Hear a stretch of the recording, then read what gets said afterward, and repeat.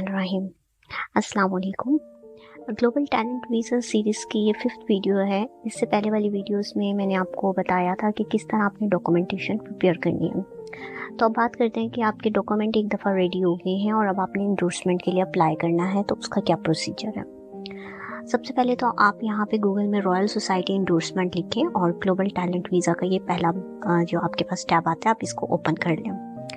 इस पेज पे आप देख सकते हैं कि तमाम information related to global talent visa, आप किस कैटेगरी में अप्लाई कर सकते हैं, पोटेंशियल लीडर और प्रॉमिस लीडर और लीडर, और यहाँ पे ये सारी इंफॉर्मेशन है कि कौन कौन से अवार्ड्स ऐसे हैं जिनको ये ग्लोबल टैलेंट वीज़ा के लिए आपके एक्सेप्ट हो सकते हैं। अगर आपके पास इनमें से कोई एक अवार्ड है तो आप डायरेक्टली जिन लीडर कैटेगरी के लिए अप्लाई कर सकते हैं। ये सारे सब्जेक्ट वाइज हैं, तो आप इनमें से अपना देख सकते हैं। अगर आपके पास ये अवार्ड नहीं भी हैं तो तब भी आप जो है वो पोटेंशियल लीडर की कैपेसिटी में अप्लाई कर सकते हैं। तो अब हम चलते हैं रूट 4 पीयर रिव्यू, जो कि इंडोर्समेंट रूट है। तो रूट 4 पीयर रिव्यू को क्लिक किया तो ये देख लें आपके सामने आ गया कि इंडोर्समेंट पीयर रिव्यू की कौन कौन सी बॉडीज़ हैं। ब्रिटिश अकेडमी है, रॉयल अकेडमी ऑफ इंजीनियरिंग और रॉयल सोसाइटी। मैंने अपने डॉक्यूमेंट्स जो है वो रॉयल सोसाइटी से करवाए थे। तो अगेन आप सबसे पहले अपना डिसिप्लिन चेक कर लें कि आपका डिसिप्लिन जो है वो उस कैटेगरी के अंदर आता है कि नहीं आता। अच्छा, यहाँ पे आप अपना डिसिप्लिन किस तरह चेक कर सकते हैं। यहाँ पे ये full list of eligible discipline और सब डिसिप्लिन जो है यहाँ पे दी हुई है। आप इसको ओपन करें तो इसके अंदर तमाम डिसिप्लिन आ जाते हैं, जो कि इंजीनियरिंग, लिंग्विस्टिक और बायोलॉजिकल साइंसेस, एजुकेशन, ये सारे हैं।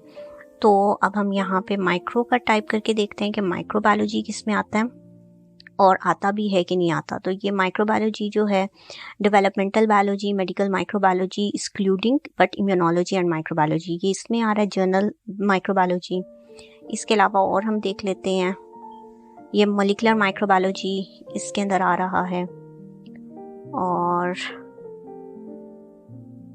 Medical microbiology, health and human sciences. So अब हमें कंफर्म हो गया कि royal society health and human sciences के अंदर मेडिकल माइक्रोबायोलॉजी की इंडोर्समेंट हो सकती है। तो इसी तरह आप अपना जो है वो सब्जेक्ट यहाँ पे चेक कर लें एक दफ़ा।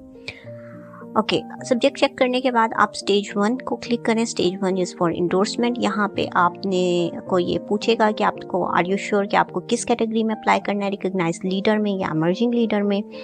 और उसके बाद अगर आप अप्लाई कर रहे हैं तो आप उससे पहले डिटरमाइन कर लें कि आपके पास सारी आपने गाइडलाइंस पढ़ी हुई हैं, फ़ी आपने चेक कर लिया हुआ है और सारा प्रोसेस आपको क्लियर है। अप्लाई नाउ पे आएँ।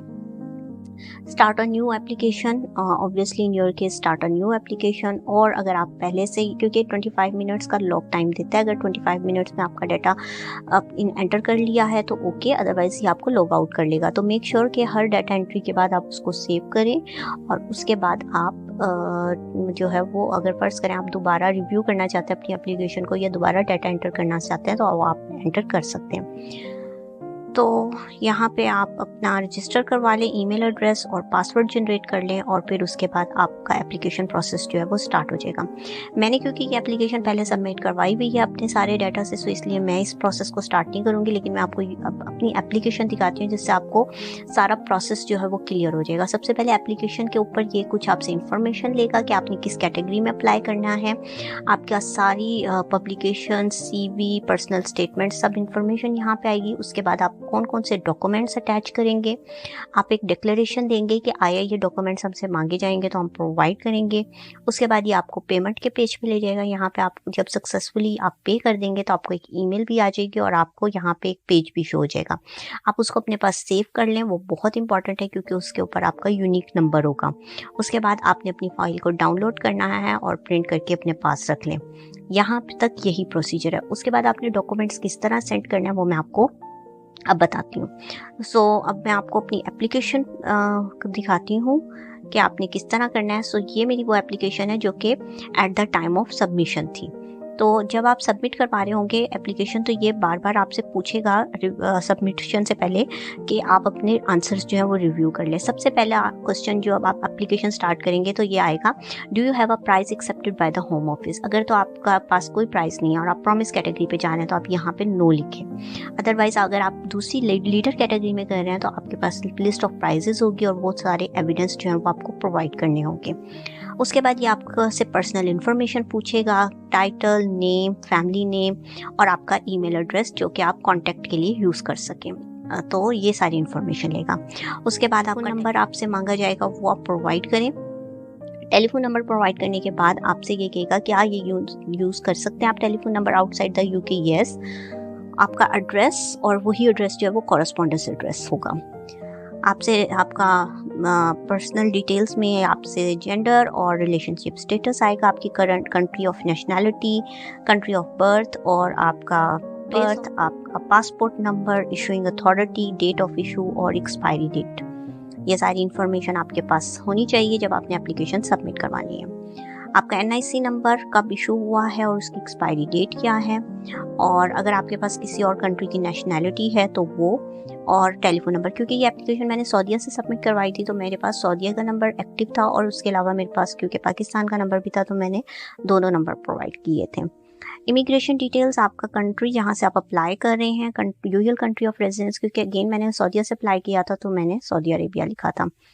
अब यहाँ से ये पूछेगा आपका एप्लीकेशन क्राइटेरिया। तो एप्लीकेशन क्राइटेरिया क्या है आपका, एक्सेप्शनल प्रॉमिस।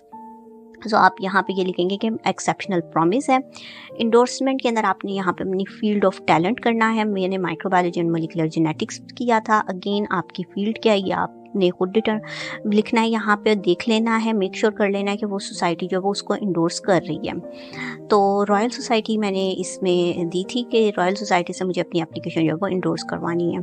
अगर आप फास्ट ट्रैक कंसिडर कर रहे होंगे, फास्ट ट्रैक वहाँ पे ऑप्शन आएगा कि are you applying for fast track consideration, तो नो, फास्ट ट्रैक कंसिडरेशन उन लोगों के लिए होती है जिनके पास ऑलरेडी यूके के अंदर उन्हें कोई जॉब ऑफर हो गई हो और उनके पास कोई अपॉइंटमेंट लेटर हो, तो वो इस कैटेगरी को चूज़ करते हैं। तो क्योंकि मेरे पास नहीं था तो इसलिए मैंने नो किया था। उसके बाद ये पूछता है आपसे कि स्टेट योर एकेडमिक फील्ड, तो मैंने एकेडेमिया और रिसर्च दोनों लिखा था क्योंकि मैंने अपनी एप्लीकेशन को सपोर्ट करने के लिए अपना एकेडमिक कैरियर और रिसर्च कैरियर दोनों के डॉक्यूमेंट्स प्रिपेयर किए हुए थे। अगेन आपने अपनी डॉक्यूमेंटेशन किस तरह की हुई है, कौन से सपोर्टिंग डॉक्यूमेंट्स, आप उस बेस के ऊपर अपने एक्सपीरियंस की बेस पे इसको यहाँ पे लिखेंगे। हो सकता है आपका इंडस्ट्री एंड रिसर्च हो सकता है आपका रिसर्च हो, इंडस्ट्री बेस्ड हो, ये पर्सन टू पर्सन वेरी करेगा। अच्छा, इसके बाद आप मुझे इसको ये कहेगा कि आपने इन सपोर्ट ऑफ डॉक्यूमेंट्स अपने कौन कौन से देने हैं। तो यहाँ पे डिफरेंट आपके पास ऑप्शंस आएंगे, आपने मैक्सिमम ऑप्शंस जो है उनको टिक कर देना है। मैंने यहाँ पे टिक किया था एकेडमिक एंड प्रोफेशनल क्वालिफिकेशन और सिग्निफिकेंट पब्लिकेशंस, कि ये मेरे सपोर्ट करेंगे।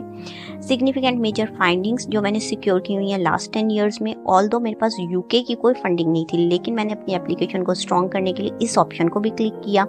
उसके बाद थर्ड ऑप्शन थी सिग्निफिकेंट और major funding from awards in the last 10 years, और इस ऑप्शन को भी।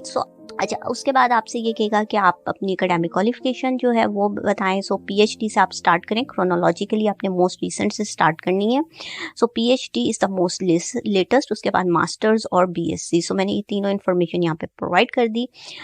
उसके बाद आपने टॉप 10 जो है मोस्ट सिग्निफिकेंट पब्लिकेशंस वो यहाँ पे प्रोवाइड करनी है। अच्छा, यहाँ पे थोड़ा फॉर्म फिल करते हुए आपने ध्यान रखना है कि हर पब्लिकेशन आपने एक तो 1 by 1 ऐड करनी है, 10 की 10 इकट्ठी नहीं ऐड कर देनी। आप पहली सबमिट करवाएंगे सब, उसके बाद वो ऑप्शन देगा ऐड 1 more, तो आप उसमें येस को टिक करें और फिर एक दूसरी एप्लीकेशन करवाएं। और दूसरा मेक श्योर कर लें कि आपकी समटाइम्स पब्लिकेशन टाइटल जो होते हैं वो इन्वर्टेड कोमास में होते हैं, तो इन्वर्टेड कोमास में हुए तो वो एक्सेप्ट नहीं करेगा।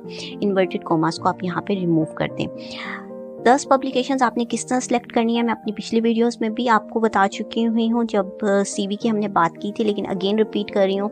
यहाँ पे आपने बहुत स्मार्टली चीज़ों को देखना है क्योंकि आपके तमाम पोस्ट PhD ईयर्स की कंसिस्टेंट ग्रोथ भी जाहिर हो रही हो कि कहीं पे आपका गैप तो नहीं आया, कंसिस्टेंटली आप इम्प्रूव कर रहे हैं, आपके जर्नल जो है वो सेम तो नहीं है, और आपका क्या कहते हैं पेपर जो है उनकी गुड क्वालिटी है और वो वेल साइटेड हैं। तो ये सारी चीज़ें आपने देखते हुए जो है वो 10 पेपर जो है वो आपने सेलेक्ट करना है। उसके बाद आपके पास ऑप्शन आएगी कि आपने मेजर फंडिंग फ्रॉम फेलोशिप्स करनी है।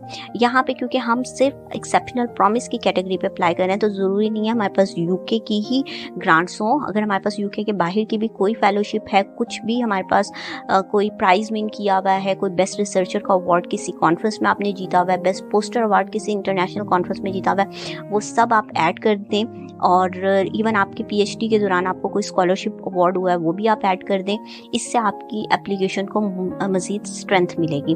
उसके बाद मेजर फंडिंग फ्रॉम अवार्ड्स जो है उसके अंदर मैंने पोस्ट पीएचडी मेरे पास कुछ 3 या 4 जो थे वो फंडिंग ग्रांट्स थी, उनके ग्रांट नंबर और वर्थ आपने लाजिम यहाँ पे मेंशन करनी है। सो वो आप देख सकते हैं कि यहाँ पे मैंने 4 अपने जो हैं वो रिसर्च प्रोजेक्ट्स जो थे विन किए थे वो मैंने यहाँ पे लिख दिए। उसके बाद major funding from rewards indigenous PhD scholarship मैंने ये लिख दिया। उसके बाद आपसे ये आपकी एम्प्लॉयमेंट के बारे में पूछेगा। Are you currently employed? Yes. आप किस पोजीशन पे हैं, कौन सी आप ऑर्गेनाइजेशन के साथ काम कर रहे हैं, किस डेट को आपने अप्लाई किया है। सो ये सिर्फ मोस्ट करंट का पूछता है। इससे जो पहले वाली आपकी एम्प्लॉयमेंट है उसके बारे में इस फॉर्म में आपको कोई इन्फॉर्मेशन नहीं देनी, वो आपकी सीवी के अंदर और या आपकी पर्सनल स्टेटमेंट के अंदर होगी। अच्छा, आप किसी इसके बाद ये ऑप्शन आएगी कि आप क्या सोसाइटीज़ के मेंबर हैं, आप यहाँ पे यस लिखें। और उसके बाद आप बता दें कि आप कौन कौन सी सोसाइटीज़ के मेंबर हैं। अप टू 5 आपने बतानी है। तो ये सारी मैंने यहाँ पे बता दी कि मैं यूरोपियन रेस्पिरेटरी सोसाइटी की या माइक्रोबायोलॉजी की या एएसएम की मेंबर हूँ, और साथ मैंने मेंबरशिप नंबर बता दिए। सो ये सारी आप नेशनल और इंटरनेशनल आप बता दें। उसके बाद क्या आप पर्टिकुलर पोजीशन के लिए अप्लाई कर रहे हैं? नो, क्योंकि मेरे पास कोई अपॉइंटमेंट लेटर नहीं था टिल दैट डे, तो मैंने इसको नो पे रखा। और उसके बाद यहाँ पे जो आपने अपनी पर्सनल स्टेटमेंट लिखी हुई है वो आप अपनी पर्सनल स्टेटमेंट जो है वो यहाँ पे एक बॉक्स आएगा, उस बॉक्स के अंदर आप सारी पर्सनल स्टेटमेंट जो है वो अपनी पेस्ट कर दें। उसके बाद ये एंड पे आपसे पूछेगा कि आपने जो एमिनेंट पर्सन जो है उसका फुल नेम यहाँ पे आपने लिखना है, जिसने आपको लेटर ऑफ रिकमेंडेशन दिया है, उसका address, post code, email address और टेलीफोन नंबर। यहाँ पे ये आपसे कोई डॉक्यूमेंट्स नहीं मांगेंगे, और ये सारी इन्फॉर्मेशन आपने जब फिल कर देनी है तो आपने कंटिन्यू करना है। ये आपसे एक डिक्लेरेशन मांगेगा, और उस डिक्लेरेशन के बाद आपको ये पेमेंट के पेज पे ले जाएगा। जब आप पेमेंट करेंगे तो पेमेंट के बाद आपके पास इस तरह कुछ पेज आएगा, जिसके ऊपर आपका एक रेफरेंस नंबर होगा। करने के बाद आप अपनी ये एप्लीकेशन जो है वो यहाँ से डाउनलोड कर सकते हैं। जस्ट ना, मैं आपको ये वही एप्लीकेशन है जो कि मैंने आपको पहले बताई है, लेकिन अब ये इस फॉर्म में आएगी, यानी कि ये अब सबमिट हो गई है। सो ये वो सारी इन्फॉर्मेशन, यहाँ पे आपके पास एक यूनिक एप्लीकेशन नंबर आ जाएगा। ये नंबर आपने सेव कर लेना है, क्योंकि ये नंबर बहुत इंपॉर्टेंट है। अगेन आपने जब अपना वीज़ा अप्लाई करना है तब भी यही नंबर जो है वो आपने कोड करना है। सो ये सारी आपकी इन्फॉर्मेशन जो है ये अब आप देख सकते हैं। सेम वही सारी इन्फॉर्मेशन जो आपने प्रोवाइड की थी एप्लीकेशन में, ये इन्फॉर्मेशन यहाँ पे इस फॉर्म में आ गई। ये प्रिंट करके आप अपने पास सेव कर लें और अपने कंप्यूटर में सेव कर लें। ये एप्लीकेशन जब आपने सबमिट करवा दी है, इसके बाद आपको एक आ जाएगी डॉक्यूमेंट चेकलिस्ट की ईमेल। इस डॉक्यूमेंट चेकलिस्ट के अंदर ये होगा कि आपके पास एक यूनिक एप्लीकेशन नंबर होगा, पेमेंट नोटिफिकेशन नंबर होगा, और आपको वो क्या बोलेंगे कि आपने अपने डॉक्यूमेंट्स जो हैं, letter of personal recommendation form eminent person का, जिसके अंदर ये 5 पॉइंट्स जो हैं वो एड्रेस हैं, जो कि मैं अपनी पिछली वीडियो में बता चुकी हुई हूँ, और एक आपकी CV 3 पेजेस की। आपने ये दोनों डॉक्यूमेंट्स जो हैं विद इन 15 डेज जो है आपने इस ईमेल एड्रेस पे, ये ईमेल एड्रेस भी इस लेटर में लिखी होगी डॉक्यूमेंट चेकलिस्ट के अंदर, इस ईमेल एड्रेस के अंदर के ऊपर विद इन 15 डेज भेजना है। यानी कि आप इंडोर्समेंट पे अप्लाई कर रहे हैं, उस टाइम पे आपने अपने डॉक्यूमेंट्स सबमिट नहीं करवाने, आपने अपने डॉक्यूमेंट्स इस ईमेल एड्रेस पे आप विद इन 15 डेज भेजने हैं।